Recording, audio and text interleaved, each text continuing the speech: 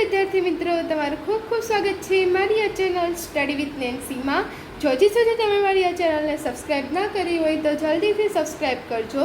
आज आपणे प्रकरण नंबर 3 चतुष्कोणनी समझ स्वाध्याय 3.2 नो प्रश्न नंबर 1 और प्रश्न नंबर 2 જોઈશું। તો જો સૌથી પહેલા આપણે પ્રશ્ન નંબર 1 જોઈએ। તો પ્રશ્ન નંબર 1 શું આપેલું છે કે નીચેની આકૃતિઓમાં x શોધો। આપણે નીચે જો આકૃતિ આપેલી છે એમાંથી આપણે x ની કિંમત શોધવાની છે કે x ની જગ્યાએ શું આવે। તો જો આ શું છે, ત્રિકોણ છે એની બહારના ખૂણા છે। આ જો અંદરના ખૂણા થાય પણ આ પૂછેલા કેના છે, બહારના ખૂણા છે, એટલે આને કેવા કહેવાય, બહિષ્કોણ કહેવાય છે। બહાર ખૂણા આવેલા હોય એને બહિષ્કોણ કહેવાય। તો આ બધા બહિષ્કોણ હોય એ બહિષ્કોણની બધી જ બાજુઓનો સરવાળો કેટલો થાય, 360 થાય। એમાં આપણે હવે x શોધવું છે અને આ બધી જ બાજુઓનો સરવાળો કેટલો થાય, 360 થાય। તો આપણે પહેલા લખશું કે બહિષ્કોણની અથવા તો બહિષ્કોણના બધા જ ખૂણાનો સરવાળો કેટલો થાય, 360। કોઈ પણ પ્રકારનો આકાર હોય, ત્રિકોણ હોય, ચોરસ હોય કે નીચે આકૃતિ આપેલી છે, બધી જ કોઈ પણ આપણે આકાર હોય, કોઈ પણ બહુકોણ હોય તેના બધા જ બહિષ્કોણોનો સરવાળો 360 જ અંશ થાય। તો આ જોવો, આ બધાનો જ સરવાળો કેટલો થાય છે, 360 અંશ થાય છે। એટલે આપણે કરશું માટે x વત્તા આ બીજો ખૂણો, બધા જ ખૂણાનો સરવાળો, એટલે અહીં આપણે બધા જ ખૂણાનો સરવાળો દર્શાવશું। પહેલો ખૂણો કયો છે, x। હવે જોવો પછી બીજા બે ખૂણા કયા છે, 125 અંશ વત્તા 125 અંશ, એટલે આ ત્રણેયનો સરવાળો x વત્તા 125 વત્તા 125 ત્રણેયનો સરવાળો કેટલો થાય, 360 અંશ થાય। માટે હવે x વત્તા, હવે આપણે 125 વત્તા 125 કરીએ તો 125 ને 125 કેટલા થાય, 250, 100 ને 100 200 અને 25 ને 25 50, એટલે x વત્તા 250 બરાબર કેટલા થશે, 360 અંશ। માટે x વત્તા 250 બરાબર 360 અંશ। હવે તમે જોવો કે અહીંયા શું છે, આ બંને સંખ્યા આપણે કઈ બાજુ લઈ જશું, એક બાજુ લઈ જશું અને x ને સૂત્ર કરતા કરશું। હવે આપણે જો 250 ને આ બાજુ લઈ જઈએ એટલે અહીંયા શું હતું, વત્તા હતા અને આ બાજુ આવશે એટલે શું થઈ જશે, ઓછા થઈ જશે। એટલે 360 માઇનસ 250 થઈ જશે। અહીંયા પ્લસ હોય તો બીજી બાજુ જાય તો માઇનસ થઈ જાય, માઇનસ હોય તો પ્લસ થઈ જાય। તો અહીંયા વત્તા 250 હતા, આ બાજુ આવ્યા એટલે શું થઈ ગયા, ઓછા 250। x બરાબર 360 ઓછા 250। તો હવે જોવો માટે એ 360 માંથી 250 થઈ તો 0 માં 0 જાય 0, 6 માં 5 જાય તો 1 અને 3 માં 2 જાય એટલે 1। તો x એટલે શું, x બરાબર કેટલા આવશે, 110 અંશ। તો આપણને x ની કિંમત કેટલી મળી, 110 અંશ। તો આપણો આ જવાબ આવ્યો, એનો જવાબ શું આવશે, x બરાબર 110 અંશ। હવે જોવો બી આકૃતિ આપેલી છે, બીજી આકૃતિ આપેલી છે, આપણને બી આપેલું છે। જોવો આમાં જુઓ આપણને 5 બાજુ, કેટલી બાજુ છે, 1 2 3 4 ને 5 બાજુ આપેલી છે। તો અહીંયા તમે જુઓ આનું માપ 60 અંશ આપેલું છે।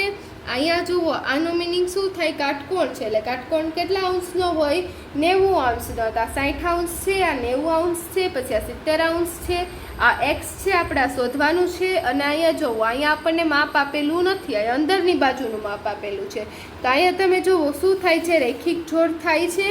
તો રેખિક જોડમાં શું હોય કે બંનેનો સરવાળો 180 હોય, એટલે આ બાજુ 90 અંશ છે તો આ બાજુ પણ કેટલા થશે, 90 અંશ થશે। એટલે અહીં આપણે આવી રીતે કાટકોણો દોરી અને શું લખી દઈશું, રેખિક જોડ। રેખિક જોડ છે એટલે અહીં કેટલા આવશે, 90 અંશ આપણે આનું માપ લઈશું। હવે આપણે લખીએ ઉપર ગણ્યો તો એવી જ રીતે ગણશું કે બહિષ્કોણના ખૂણાનો સરવાળો કેટલો થાય, 360। બહિષ્કોણના ખૂણાનો સરવાળો બરાબર 360 અંશ। હવે જોવો બહિષ્કોણના ખૂણા બધા આપણે લખીએ તો આ કયો છે, 60 અંશ। માટે 60 અંશ વત્તા 90 અંશ, આ 90 અંશ વત્તા x વત્તા 70 અંશ વત્તા 90 અંશ બરાબર કેટલા થાય, 360 અંશ। માટે હવે જોવો આ બધા 60 અંશ 90 અંશ છે ને એક બાજુ કરી લઈએ, એટલે 60 અંશ વત્તા 90 અંશ વત્તા 70 અંશ વત્તા 90 અંશ વત્તા x બરાબર કેટલા થશે, 360 અંશ થશે। માટે તો હવે અહીંયા જોવો 60 ને 90 વત્તા 70 વત્તા 90 છે, તો આપણે આગળના અંકનો સરવાળો કરી દઈએ, પાછળ 0 મૂકી દઈએ, એટલે કે અહીંયા 0 0 0 થશે. હવે 6 ને 9 કેટલા થશે? 6 ને 9 થશે 15, 15 ને 7 22 અને 22 ને 9 31, એટલે કેટલા થશે? 310 અંશ વત્તા x બરાબર 360 અંશ. હવે આપણે આગળના દાખલામાં કર્યું તેવી રીતે કે x ને સૂત્ર કરતા કરીએ અને 310 ને બીજી બાજુ લઈ જઈએ, એટલે 360 અંશ. હવે અહીંયા 310 વત્તા છે, આગળ કોઈ નિશાની નથી, એટલે અહીંયા આપણે એને વત્તા ગણશું, તો આ બાજુ આવશે એટલે કે શું થઈ જશે? ઓછા માઇનસ થઈ જશે, એટલે 360 અંશ ઓછા 310 અંશ. હવે 360 માંથી 310 થાય તો કેટલા વધે? 50 વધે, તો અહીંયા આપણે કેટલા આવશે જવાબ? 50 અંશ. 0 માં જાય તો 0, 6 માંથી 1 જાય 5 અને 3 માં 3 જાય એટલે 0, એટલે x બરાબર આપણને કેટલા મળશે? 50. એટલે આ દાખલામાં આપણને x ની કિંમત કેટલી મળી? 50. તો અહીંયા જોવો આપણો પહેલો પ્રશ્ન થયો. હવે આપણે બીજો પ્રશ્ન જોઈએ. તો જુઓ બીજો પ્રશ્ન શું આપેલો છે કે નીચે પ્રમાણે માપ ધરાવતા અથવા નીચે પ્રમાણેની બાજુઓ ધરાવતા નિયમિત બહુકોણમાં બહિષ્કોણનું માપ શોધો. તો નીચે જુઓ કેટલી બાજુ આપેલી છે? 9 બાજુ આપેલી છે. એવા નિયમિત બહુકોણ છે. કેવો બહુકોણ છે? નિયમિત બહુકોણ, એટલે કે જેના બધા જ ખૂણાઓનું અને બાજુઓનું માપ સમાન હોય તેવો બહુકોણ. તો જેના બધા જ ખૂણા સમાન હોય એવાના આપણે બહિષ્કોણનું માપ શોધવાનું છે. એમાં જુઓ પહેલું શું આપેલું છે? 9 બાજુ. તો આપણે લખીએ કે બાજુઓની સંખ્યા, આપણને કેટલી બાજુ આપેલી છે? 9 બાજુ, એટલે આપણે લખીએ બાજુઓની સંખ્યા બરાબર 9. હવે જોવો આપણને કેવો બહુકોણ આપેલો છે? નિયમિત બહુકોણ. તો આપણે લખશું કે નિયમિત બહુકોણમાં બહુકોણની બાજુની સંખ્યા છે, બહુકોણની બાજુની સંખ્યા છે ગુણ્યા બહિષ્કોણમાં, કે જોવો બહિષ્કોણનું માપ, કે બહુકોણની આપણે પહેલાં લખીએ કે બહુકોણની બાજુની સંખ્યા, કે આપણને જે 9 બાજુ આપેલી છે એ બાજુની સંખ્યા, બહુકોણની બાજુની સંખ્યા સૂત્ર છે બાજુની સંખ્યા ગુણ્યા બહિષ્કોણનું માપ બરાબર 360 અંશ. આપણે શું શોધવાનું છે? બહિષ્કોણનું માપ શોધવાનું છે. તો અહીંયા જુઓ બાજુની સંખ્યા ગુણ્યા બહિષ્કોણનું માપ કેટલું થાય? 360 અંશ થાય. તો જુઓ બાજુની સંખ્યા આપણને કેટલી? 9 આપેલી છે, એટલે આપણે લખશું 9. હવે બહિષ્કોણનું માપ આપણને નથી આપેલું, તો અહીંયા આપણે તે જ શોધવાનું છે, એટલે આપણે બહિષ્કોણનું માપની જગ્યાએ બહિષ્કોણનું માપ જ લખશું. બહિષ્કોણનું માપ બરાબર શું છે? 360 અંશ. હવે આપણે આગળ કરતા હતા તેવી રીતે કે આ જે 9 છે એને આ બીજી બાજુ લઈ જશું અને જે બહિષ્કોણનું માપ છે એને આપણે સૂત્ર કરતા કરશું, એટલે આપણને શું મળશે? આ બહિષ્કોણનું માપ મળશે. તો આપણે લખીએ કે બહિષ્કોણનું માપ બરાબર 360/9 ભાગાકાર 9. અહીંયા ગુણાકાર હતો, આ બાજુ આવશે એટલે શું થઈ જશે? ભાગાકાર થઈ જશે. તો 360/9 તો કેટલા થાય?